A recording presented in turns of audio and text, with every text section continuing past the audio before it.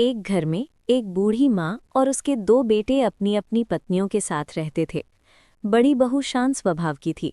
वो सुबह जल्दी उठकर घर का सारा काम संभालती, चाय बनाना, बच्चों को तैयार करना, खाना पकाना, सब कुछ। उसने कभी किसी से शिकायत नहीं की। छोटी बहू शहर से आई थी और पढ़ी लिखी भी थी।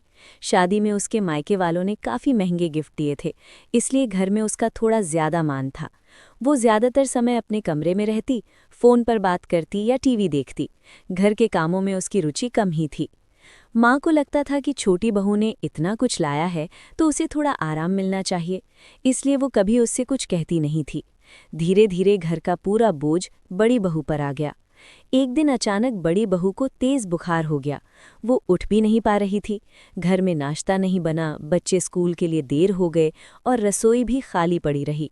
तब माँ ने छोटी बहू से कहा, आज तुम थोड़ा काम संभाल लो। छोटी बहू ने साफ मना कर दिया, मुझे ये सब नहीं आता और मैं ये सब नहीं कर पाऊंगी। उस दिन पहली बार माँ को एहसास हुआ कि घर चलाने के लिए दिखावे या सामान नहीं, बल्कि जिम्मेदारी और मेहनत जरूरी होती है।